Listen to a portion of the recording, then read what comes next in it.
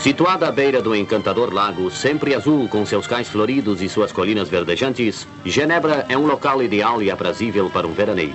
A parte velha da cidade ostenta vestígios do passado opulento, enquanto que os bairros modernos bordejando as duas margens do lago oferecem ao forasteiro repouso e diversões de toda a espécie, graças aos seus luxuosos e confortáveis hotéis, aos seus elegantes estabelecimentos comerciais, às suas praias, aos seus campos de tênis e de golfe e às suas amplas esplanadas. Agora, diante do edifício sede da ONU, procuremos esquecer os demais aspectos desta grande e festejada metrópole e busquemos concentrar-nos nos grandes problemas que afligem a humanidade no momento atual, pois aqui realizar-se-á a esperada Conferência de Desarmamento, da qual o Brasil teve a honra de ser convidado a participar ativamente como um dos países não alinhados militarmente.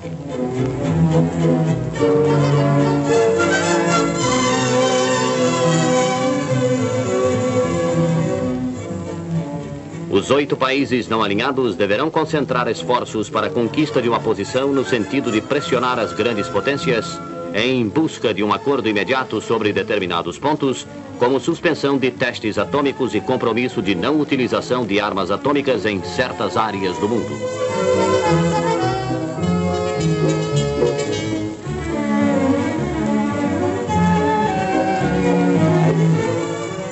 O Brasil teve voz ativa na Conferência de Desarmamento, realizando um trabalho de aproximação dos 2 grandes blocos militares e nunca exacerbando posições polêmicas.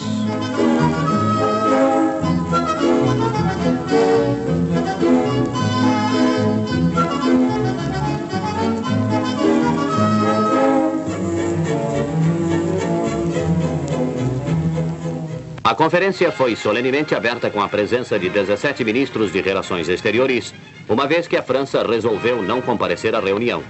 A sessão foi aberta sob a presidência do Sr. Omar Susti, representante especial do secretário-geral das Nações Unidas. De curta duração, a sessão inicial tratou apenas do conjunto de normas processuais dos trabalhos, ficando resolvido que a eleição dos presidentes que atuarão apenas um dia fosse feita pelo sistema de sorteio, cabendo aos Estados Unidos e à União Soviética a copresidência permanente. O primeiro a ser eleito foi o chanceler da Birmânia e tudo indica que o Brasil, pela ordem alfabética, venha a presidir a penúltima sessão.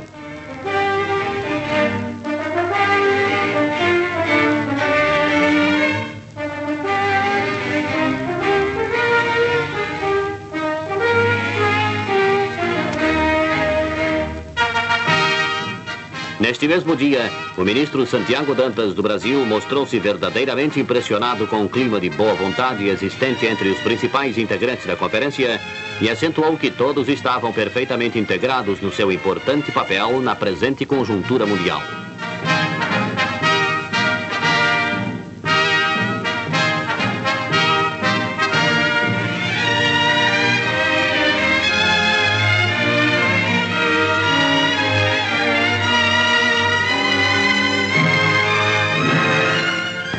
No elegante restaurante Bern, o chanceler brasileiro Santiago Dantas convidou para almoçar os representantes do Canadá, Sr. Hoover Green, dos Estados Unidos, Sr. Dean Rusk, e do México, Sr. Manuel Tedio. Participaram do almoço ainda os senhores Afonso Arinos, Carlos Alfredo Bernardes, Roberto Assunção e o general Rivas.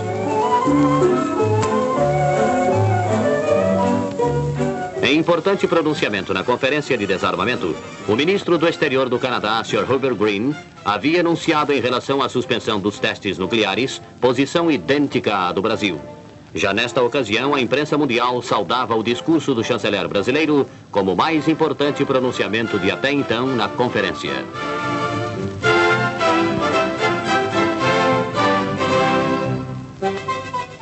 Num dos muitos contatos que manteve com os demais chanceleres, o ministro Santiago Dantas recebeu na sede local do consulado brasileiro a visita do chanceler do Canadá, com quem manteve demorada palestra, no decorrer da qual o ministro canadense demonstrou acentuado desejo de agir em íntima sintonia com os pontos de vista do Brasil, ocasião em que ambos passaram em revista os problemas ligados à conferência em andamento.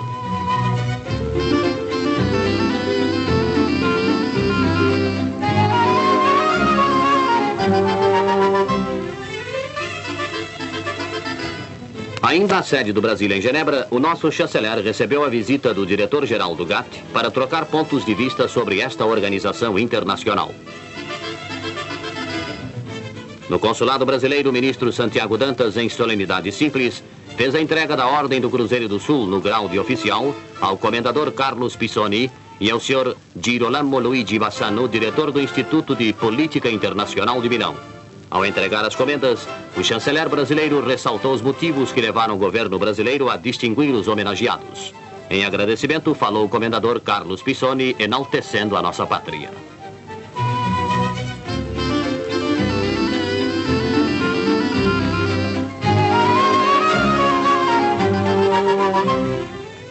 O chanceler brasileiro visitou o Sr. David A. Morset, diretor-geral da Organização Internacional do Trabalho, com o qual trocou ideias sobre os problemas mundiais de ordem econômica e social, e mais particularmente sobre os problemas sociais com que se defrontam os países em processo de desenvolvimento. O Sr. Dantas visitou as dependências daquela organização, sendo esclarecido nos seus vários aspectos.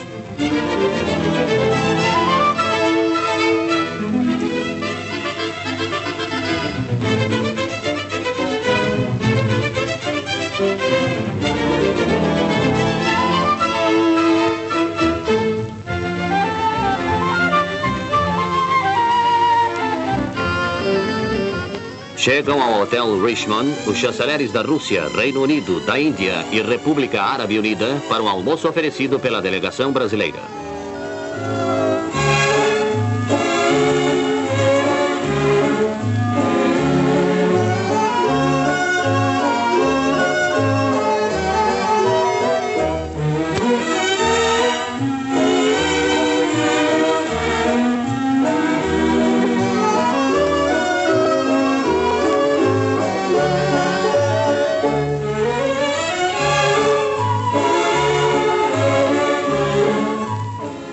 Nestas reuniões mais informais, os participantes da Conferência Mundial de Desarmamento buscavam um ambiente mais propício a uma troca mais ampla de pontos de vista, sem as naturais polêmicas que se estabelecem em plenário. O assunto do dia foi a posição altaneira assumida pelo Brasil e expressada através do discurso do chanceler Santiago Dantas, bastante comentado em toda a imprensa mundial.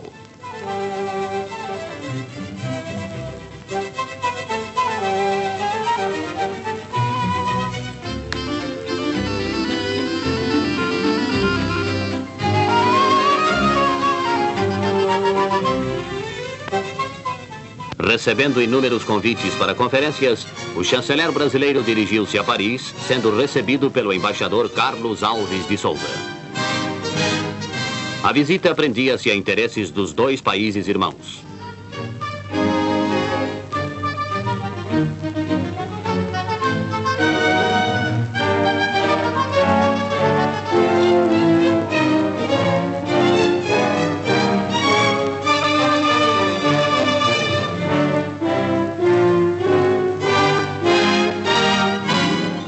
O ministro Santiago Dantas e o secretário-geral do Itamaraty visitaram o ministro das Relações Exteriores da França, Sr. Coup de Mirville, ocasião em que abordaram assuntos de grande importância ligados às relações entre as duas nações amigas.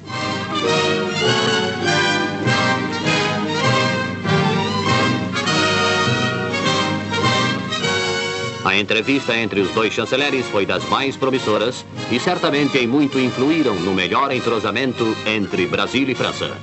No jogo arriscado das grandes potências, os países como o Brasil representam a voz da consciência humana que clama pelo fim desta loucura armamentista.